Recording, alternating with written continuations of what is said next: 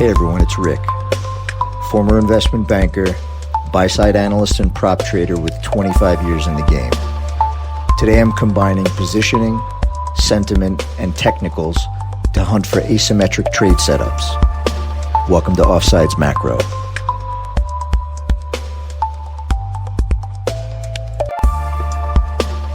I had an interesting and thoughtful conversation with the traders in my Discord this past week. And if I had to give the conversation a name, it would be shadow book. At least that's the terminology that makes sense to me. The genesis for the conversation was the topic of exit systems. This is a recurring theme for me, but not just for myself, but for many others. The exits of trades, I think, are the most difficult part of trading and is truly the holy grail for any profitable system. Most of us in the group were long energy, well ahead of the Iran-Israel conflict. For me, it was positioning and behavior of the energies on the back of bad news. Others had different factors combined with positioning. My system had me exit too early, but many of the other traders just peeled out of part of their positions. So it unearthed this topic once again of the optimal exit system, and a lot of people chimed in, and for that I'm grateful. I've said from the beginning that the ultimate goal of this Discord wasn't necessarily for specific trade ideas. And we've had a lot of great observations on those types of things, but even more so for these types of discussions. And it's also been great because it helps generate interesting conversations for podcasts that's hopefully adding some value for anyone listening. Everyone does this in a different way because there's no right way to do it. Getting back to the topic of the so-called shadow book concept, I think it's at least helpful for my personality to be running a shadow book in the background because I think it's the purest way to get the best statistics for your system. And the OPI, or the Offsides Positioning Index, is not only something that does not exist anywhere else, but I think it's a true barometer of whether positioning is just on the right or the left tail of the bell curve. It would be like a trader only trading a breakout system, but being highly, highly selective. If the trader were keeping stats on all breakouts, they would have a sense for where a pure breakout strategy currently is on the bell curve. You want to know if your system is in a regime of working or not working, and that will help you have higher conviction or not. It will help you size differently, etc. Now, the statistics in my discretionary system will constantly be changing depending on psychological factors like what kind of mood I'm in or whether I'm experiencing a nice run or a drawdown. So the exits, I measure them all as multiples of daily volatility from entry to exit. The average of that will naturally change over time because of those psychological factors, whether I'm willing to admit that or not. So here's an example. If I'm too rigid in my system and I pick some arbitrary number like I want to have a 3-to-1 risk reward, well then I'll stop out at 1 unit and I'll exit at 3 units. But what if the more pure statistics in the OPI, for example, are telling me that the recent average trades over many reps, maybe they don't travel as far as the long-term average, or conversely, maybe they travel 4 or 5x on average. Then my discretionary system is either waiting too long to exit or it's exiting too soon. So I think of the OPI pretty much as like my North Star, so to speak. And I think what's interesting about this is that the averages will actually fluctuate over time because the model is almost like a living thing. It's possible in a more choppy environment, maybe the average will be something less than the long-term average. Maybe it'll be higher than the long-term average. But knowing that information and knowing what kind of regime that you're in, it'll help my discretionary system be more optimized. If the OPI regime is in more of a trending environment, that will also help my discretionary system. Maybe I'll let winners run longer, or even more importantly, it will help me size properly. Because if my average win adverse excursion, which is a fancy way for telling me how far the average winning trade goes in the red before ultimately working, will help me possibly size tighter and bigger to something like that. And it will also tell me that anything that blows through that level, even though it hasn't hit my stop yet, the probability of this being a losing trade is very high. And maybe it's time to exit now versus waiting for it to get to my stop, if that makes any sense. So because positioning is the main factor, among others in my system, but it is the main factor, the OPI is really the purest metric for me to understand exactly what's happening below the surface. I've spent a lot of time exploring machine learning the past several weeks. And I've come to realize now that me running the shadow book is really like my machine learning. I'm just doing it myself. But unlike machine learning output, which is more of a black box, if you will, it's just harder to explain when things break, whether it's to yourself or to a capital allocator. And running the shadow book Offsides Positioning Index helps this machine learning, so to speak, absorb more into my skin so I can really feel what's happening. I can understand why it's working or why it's not working because all the data is right in front of me. There's some other traders in the Discord that are doing something similar, and I can tell that the people that are doing this are really thinking of this exercise three-dimensionally. I encourage anyone who's gone down the rabbit hole of machine learning to reach out to me because I want to understand it a little bit better. But I have this spidey sense in me that all this machine learning stuff, at least right now, whether it's from traders or even from capital allocators, is in that FOMO category. And I think if anything, it's going to create even more crowdedness or offsides positioning in markets over the next several years. And I think a lot of capital allocators are going to have trouble when the traders themselves are not able to articulate convincingly why a system starts to break.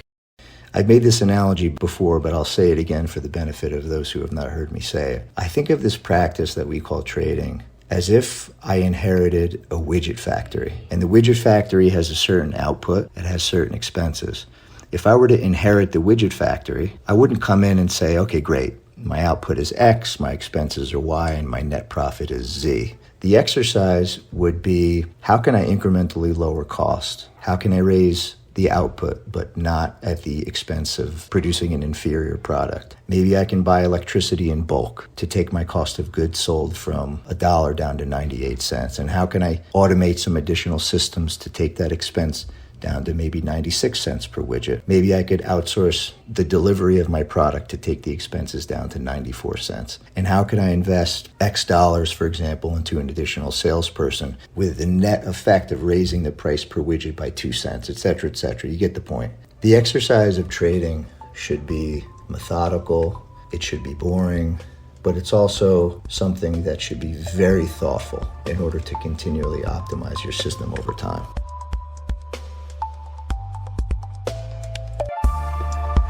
You'll hear me use the term offsides quite a bit.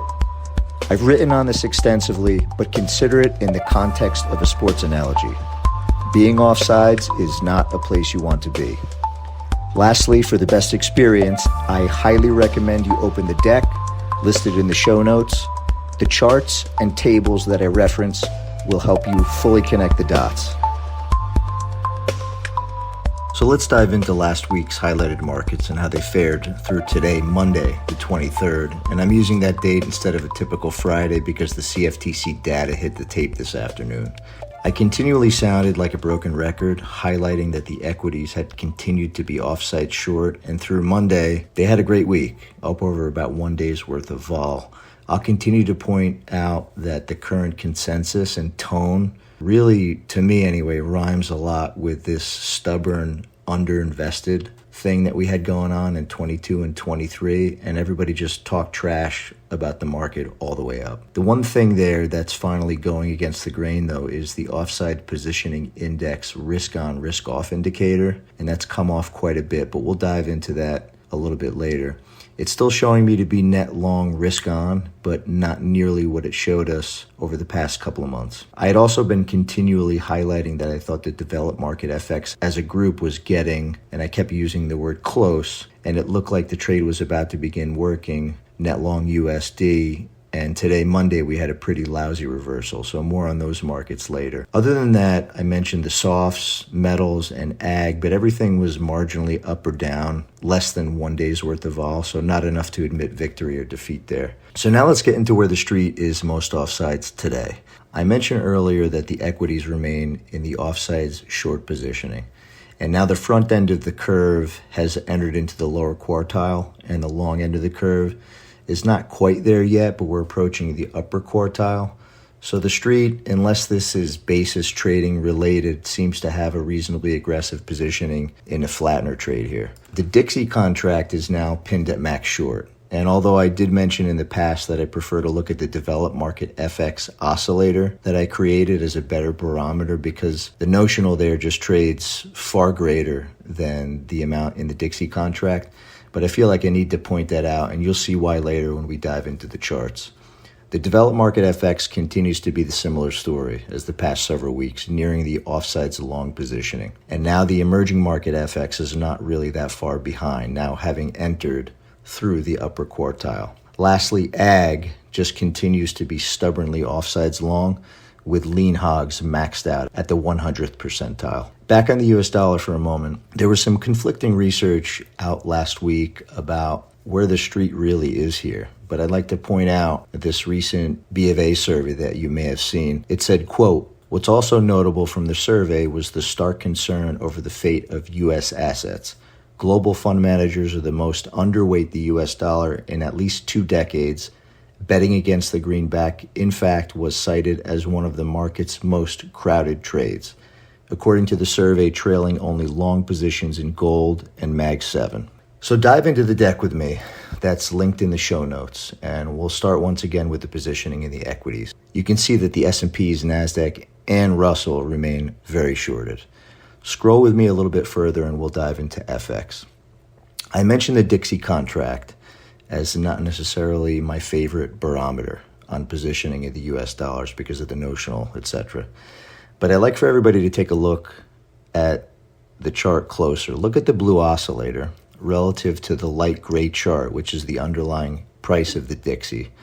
And it looks to me like the last several times the Dixie contract itself was either pinned or near zero, we had either a decent bounce or a pretty significant run. If you look back at June 23, December of 23, and September of 24 going into the election. To the right of that is my Dixie weighted developed market FX oscillator, which again looks at the exact weighting in the Dixie and looks at positioning versus those markets. I think that paints the best mosaic of USD positioning in my opinion. I included 4 of those charts below, all of which appear to be either in the offsides long positioning or having recently exited offsides long, such as the Japanese yen.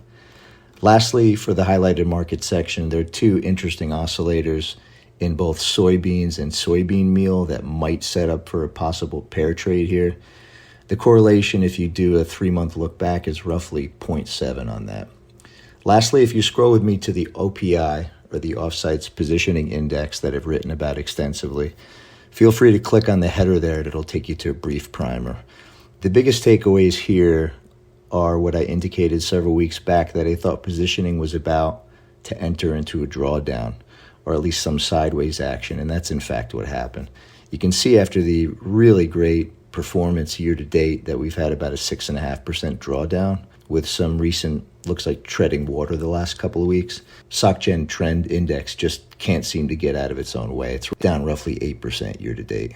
Lastly, I'm still exploring whether this is going to be a good North Star for us, but I want to point out an important metric that I've been talking about, which are these OPI beta and vol adjusted exposure. And we have that for risk on, risk off, bonds, US dollar, and commodities as measured by BCOM. A reminder that the risk on indicator here was telling us to aggressively get long risk on over 700 points ago in the S&Ps, and it's now backed off quite a bit, like I mentioned earlier. The US dollar exposure continues to scream at us to be net long, but the true risk on for the US dollar number here is roughly 180%, not the 239% that you see, because it does include some double counting, because not only is the OPI short several developed market currencies, but it's also recently got long the Dixie contract. Now, normally that doesn't make any sense, but I'm just trying to keep the OPI as pure as possible with no game time decisions.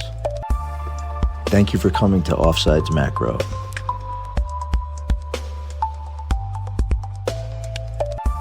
The views expressed are my own and do not represent the views of any employer or affiliated institution. Nothing discussed should be considered financial advice. This content is for informational, educational, and entertainment purposes only.